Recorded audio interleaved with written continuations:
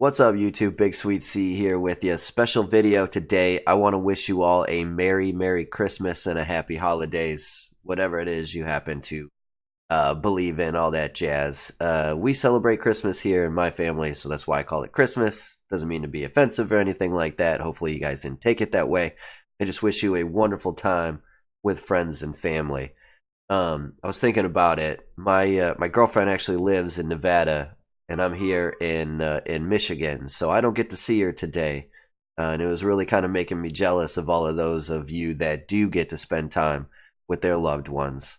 I do have my brother here, my mom, my aunt, Karen.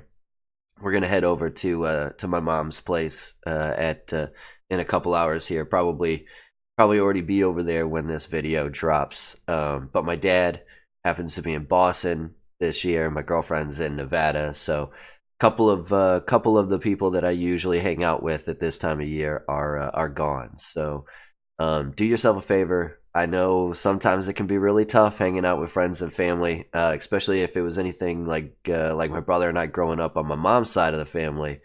There really weren't any kids, so it was a lot of adults and my brother and I. We did have two cousins, one of which was a little older. He decided to peace out on most of the stuff, so we never saw him. And the other one, it was basically a 50-50 chance whether he showed up as well. So on one side of the family, it was basically all adults and my brother and I. And I know it's tough, but the older you get, the more important it is for them and you, but mostly for them. So you do it for them is really what, excuse me, what it boils down to. So do yourself a favor and enjoy these moments because they are few and far between. And as you get older, they get fewer and farther between. So enjoy them while you can. I hope you guys were nice this year, at least mostly nice.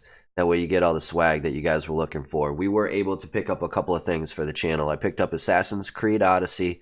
I got the gold edition. I got the gold edition, which comes with the DLC and the season pass for Odyssey, but it also comes with Assassin's Creed 3 Remastered and Assassin's Creed 3 Liberation Remastered as well. So we got a threefer in that deal.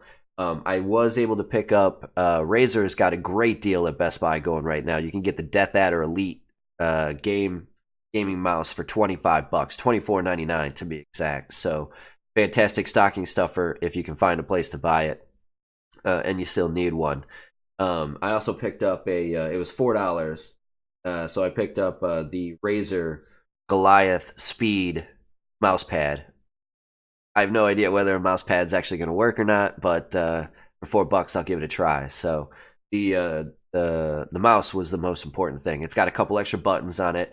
Feels really good. It's actually got some weight to it. Slides really nice. Whether it's the mouse pad or whether it's because it's the mouse or not, who knows? But we were able to pick those up for the channel, so I'm excited to get to test both of these stuff out. So if you also if you needed a couple more stocking stuffers, don't forget there's plenty of BigSweetC swag merchandise that you can check out down below if you need a last minute Christmas item. So just keep it on there. But enjoy yourselves out there. If you guys are really looking for something to do, I might be one of the only people that doesn't have a horse in the race that actually enjoyed going to see Star Wars. My brother and I went and saw it the other day. It's not a great Star Wars movie. In fact, as a Star Wars film, it's actually hot garbage. So if you're a Star Wars fan and you're going in and you're expecting a incredible climactic ending to the Star Wars saga, I'm sorry, that's not what you're going to get. But if you go into it, you're just looking for a, reasonable 2 to 2.5 hours of fun, entertaining movie experience. That's basically what you get. It's a J.J. Abrams movie. As a standalone, I think it would be great. It would be its own thing, kind of its own movie that you could then do sequels of, spin-offs of if you wanted to. Kind of looks like they might have set it up that way. I'm gonna try and not give away too much stuff. But as a standalone movie, it was, I never felt bored throughout the movie. There were certain times when I was like, "Ooh, man, this kind of felt like it was coming to an end, and we seemed to be going to another planet or whatever." But for the most part, it didn't lag too much. It was fairly entertaining throughout the whole thing. There were some parts when I was like, "Wait, this doesn't make much sense." But again, don't think of it in the context of a Star Wars movie. Think of it in the context of its own Skywalker film, if you will. Uh, and I mean, don't get me wrong. I had plenty issues with it, and the dichotomy right now is my Star Wars fandom is going crazy because it's, again, hot garbage as a Star Wars movie. But my general movie enjoying audience side is like, but it was an enjoyable movie, so it was worth the $10 that it cost us to go see. And movies are literally the best thing you can do with your family when you have those types of families where you don't necessarily want to communicate with them because you can spend time with them and not have to talk to them at all, right? Because you're not supposed to talk to a movie. So that's why movie theaters are open. They give you a way to spend time with the family while ignoring your family at the same time. And Rise of Skywalker was enjoyable enough for me to. I'll probably end up going to see it again. Now, I know a lot of people have bashed it. I don't want to go into too many spoilers. I have to kind of explain how it's a garbage movie as a Star Wars film. If you guys really want to hear that, comment below. Let me know that you guys are willing to hear a completely spoiler-filled, honest review of this movie as a whole. But again, you got to remember, J.J. Abrams wrote and directed these things. Going back and looking at his track record, J.J. Abrams is like the anomaly. I understand why Jerry Bruckheimer and Mr. Transformers, Michael Bay, I understand why they're popular now. They have a list of hits. For instance, The Rock with Nicolas Cage and Sean Connery is a fantastic movie. Fantastic movie. Just happened to be directed by the guy who also did Transformers. So, but I mean, they've had their hits in the past that legitimize their success now. But if you go back and you look at what J.J. Abrams has done, Mission Impossible 3 is probably his biggest claim to fame. A lot of people credit him with Cloverfield. He did not do Cloverfield. That was Matt Reeves. That was somebody completely different. He just happened to be the Bad Robot production company that paid Matt Reeves to make that movie. But like as a writer, his biggest claim to fame is probably Mission Impossible 3 or Armageddon. Armageddon is trash. Armageddon is easily Bruce Willis's worst movie of all time. And then on top of that, you don't really have anything else. You have Super 8, not great, not very good, tanked at the box office. I'm trying to think of what other stuff. Star Trek was fun. I mean, the first one was good. The second one, the Wrath of Khan remake, was awful. The first one was good, but I don't think he actually wrote the first one. He just directed it. And so he's just got, yeah, Gene Roddenberry. Literally, the guy who created Star Trek wrote the first movie for J.J. Abrams. Abrams just got to direct it. So, like, he didn't... I mean, he's done The Office. He directed a Jimmy Kimmel Live. Lost is terrible. Lost is god awful. If you spent, I feel so bad for you. If you spent 9 years watching Lost, and then you were forced to watch that 10th season. I called it from 4 episodes into season 1 that this isn't going anywhere and this is hot garbage and you guys are wasting your time watching this crap. Turns out I was right 10 years later. I saw 4 episodes in. I was ready to give up on it, and I was the right thing. That was the right thing to do because J.J. Abrams is just not good. And he's somehow gotten into this deific status of like Stanley Kubrick and Martin Scorsese. maybe not that tier, but definitely George Lucas, obviously with the Star Wars stuff. He's gotten into the Robert Zemeckis kind of like tier of movie makers, and he's just not there. Like, and I don't know how or who or what convinced everybody to think that he was up in this like tier of excellent filmmakers, because he's not.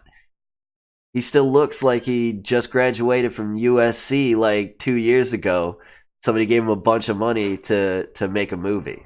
You know, like he's just, oh well. But this I didn't mean to make this video into a bashing J.J. Abrams. It's just mind blowing, because even the guy who did, The Brown Jug, which is what considered one of the worst movies of all time. At least he did Kids before that. Kids is a fantastic film. So I just don't know. I just don't know. But as a whole, the movie, like I said, my brother and I had a fun time going.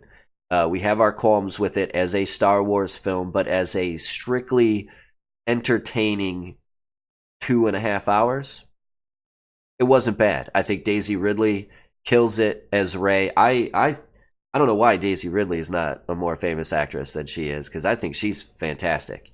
Maybe she's only fantastic in this role, but this is the only thing I've ever seen her in, so I don't know what to compare it to. Adam Driver can be good, and he has moments of greatness in this movie, although his character kind of falls flat. Like a lot of things with J.J. Abrams movies, they have these characters that are not very well defined, and they just kind of jump from character arc to character arc with no explanation in between. So Adam Driver, very good actor, hit and miss in this one. Daisy Ridley knocks it out of the park. And then obviously everybody else that I don't want to spoil it for you. They have their moments, but it's not like the big climactic ending that I think everybody was hoping for. But to kind of equate that, go back and watch 7, 8, and 9. Or sorry, 4, 5, and 6. And then go back and watch 1, 2, and 3. Like as wholes, they're not super great. 4, 5, and 6 much better than everything, because you have the least amount to go on. The mystery, the unknowing of the world is what makes 4, 5, and 6 work so well. And as you expand on that universe, instead of properly expanding on them, they just kind of threw in pieces of information. And so you get this watered down version of what used to be a great franchise.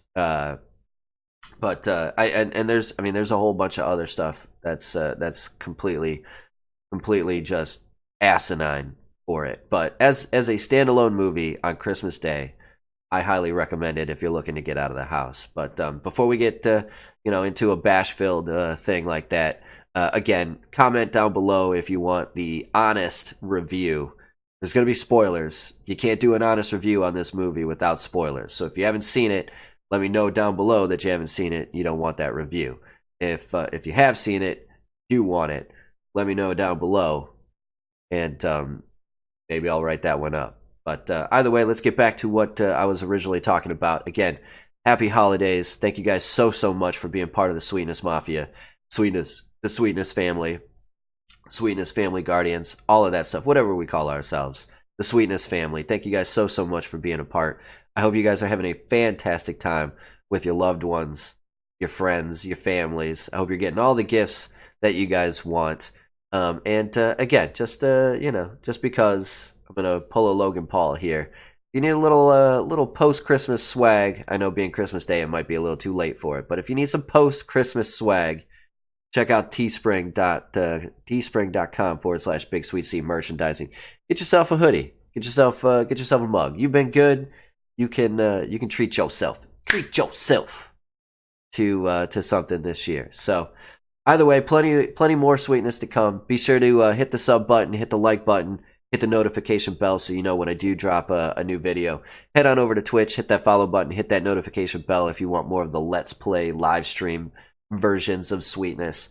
And then head on over to Instagram or Twitter and follow me over there. Instagram for more of my personal life.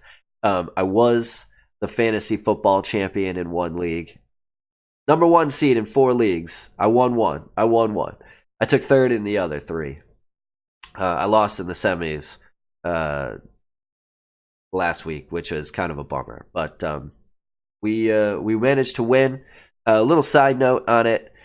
So just to kind of give you a heads up, there is always a rule in fantasy football, and this can go into any of you guys who are playing in Week 17. There's this unwritten rule of fantasy football. Play those that got you there. It's a hard rule to follow. I sat Kenny Golladay because he didn't play very well last week.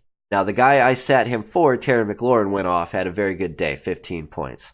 Kenny Golladay also went off for a bunch of yards and I think a touchdown. He had 18. So technically, I'm not worried about those 3 points. The guy I played is fine. But the 2 that I did play, Nick Chubb and Chris Carson, and Chris Carson went down in the first half with an injury. Nick Chubb did almost nothing all game long. So the guys who got me there that I played didn't do me any favors. The guy who got me there that I didn't play would have helped me out a lot. Now, I still managed to win, thankfully, because Alvin Kamara, my first round draft pick, number 2 overall, who's done squadouche this year. But I did say if he came back to help me with these playoffs, he would justify going number 2 overall. And he did just that in spades. So I ran 3 running backs. I got 50 points out of the 3 running backs. Alvin Kamara had 29 of it just on his own. So fantastic day from him. It completely justified me picking him so high, and he's probably going to be my keeper, because now that I've won the league, I'm going to be the last draft pick. I'll be 10 of 10 come next year's fantasy draft. So Kamara will probably be my keeper.